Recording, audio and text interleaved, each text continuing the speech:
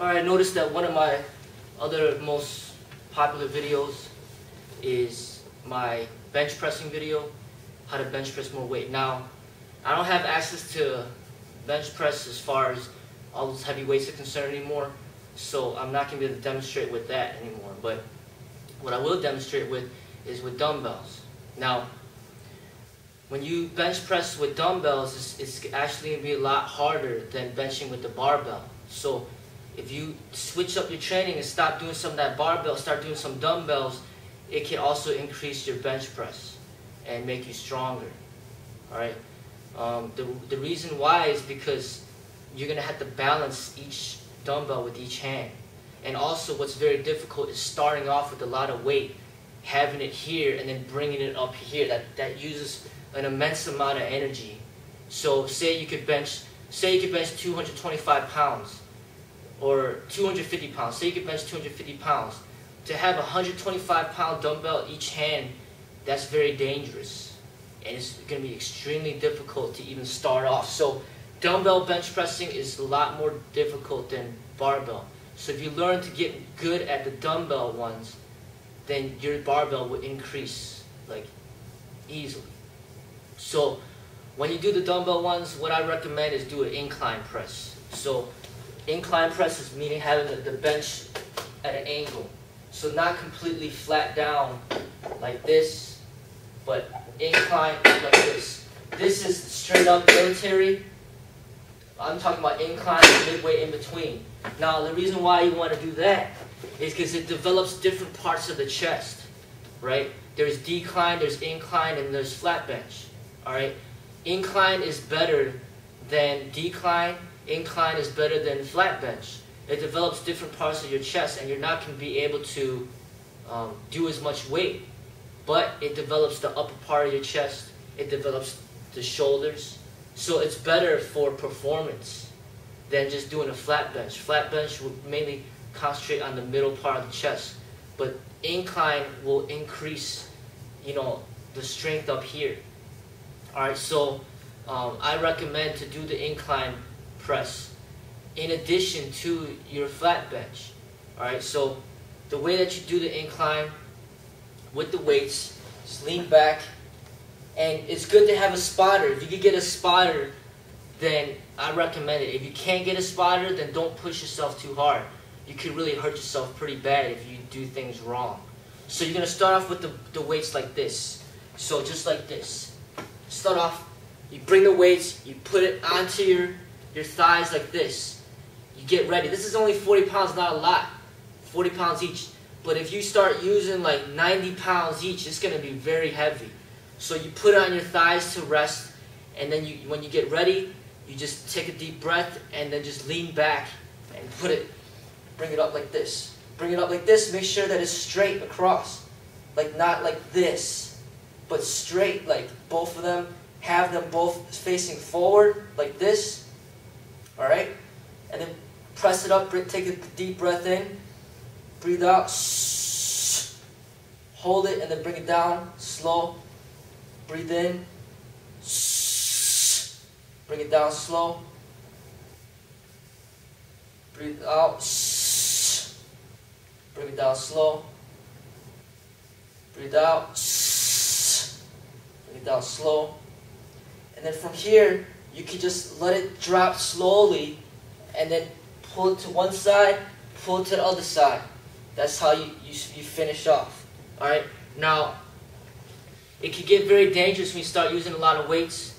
And when you do the incline press with the dumbbells, it's not about how much you can do and maxing out because of the danger levels involved. So you're not going to be like, alright, let me max out as much as I can one rep with dumbbells. That's like the stupidest thing to do. You're going to hurt yourself.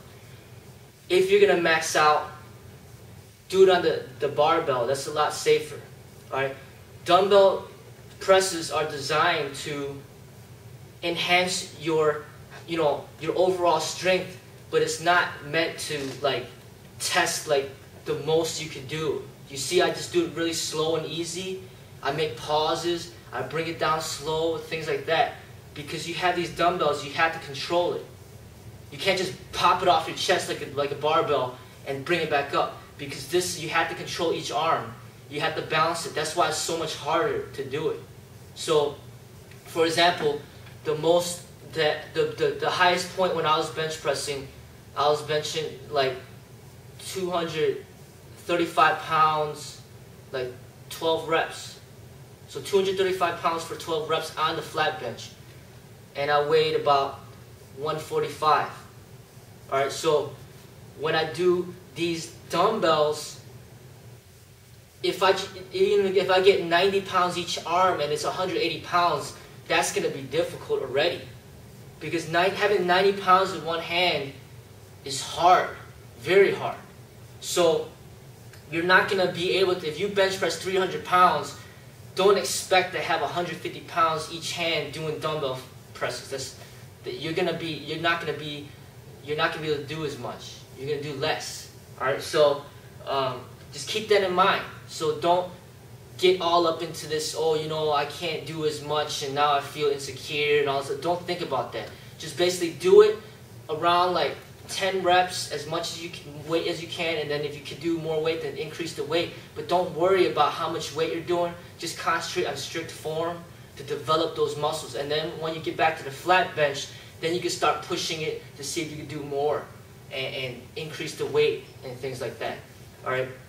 So the safety factors I'm talking about is like this. Say somebody comes over here and then they go like this and they go like this and then they bring it up and then they're struggling. Bam! And then they bring it, it falls on their face. I mean, that's like the worst thing that could happen. You don't want this falling on your face and breaking your teeth or breaking your nose. Alright? So people are like struggling like this and then let go. Boom! Right on their face. So don't let that happen. If it's too much weight, say you're like struggling, you can't push it up, then just go like this then. Just finish out some reps like this. Short reps. Okay? What you also could do is push it up one rep at a time. Like this. This works out it just a little different. Alright, what you could do also is bring it up, touch it, bring it back down. Bring it up, touch it, bring it back down.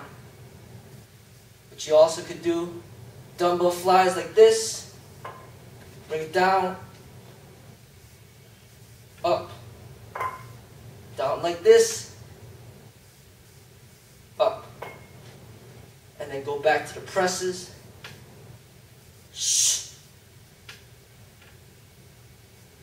Bring it down slowly, easy. There's no need to drop the weights. Like, drop the weights, blah. You know, some people, it's being very disrespectful to the equipment. You could drop it on somebody's toes. You could drop it on your own toes. It's unnecessary.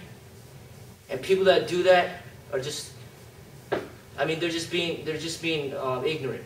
So, especially it's not even your stuff. You go to the gym, you don't own that stuff. So, take care of that stuff. It's not yours.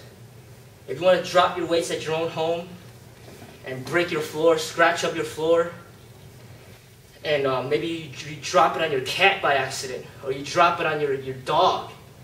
You kill your dog or whatever. I mean, just unnecessary. Just bring it down like this. Gently lay it down. You gotta be like, bring it, boom, and you just throw your weights everywhere. Don't do that.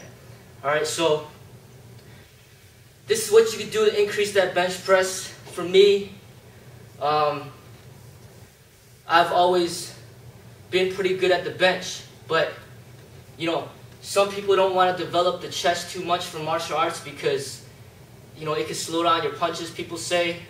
Like Bruce Lee, you notice he had like really small chest.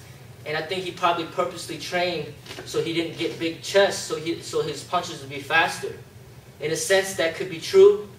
I mean, it probably is true, because if you have all this weight up here, it's going to slow down your punches. I mean, Mike Tyson was pretty fast, but he had a big chest, and his punches were slower, but he had a lot of power behind it because he had that strength in his chest. So what I'm saying is, like, just get a balance. Like, train healthy, but if you bench, say you weigh 100 25 pounds and you're benching 300 pounds, your chest is going to be so big, it's going to be hard to move.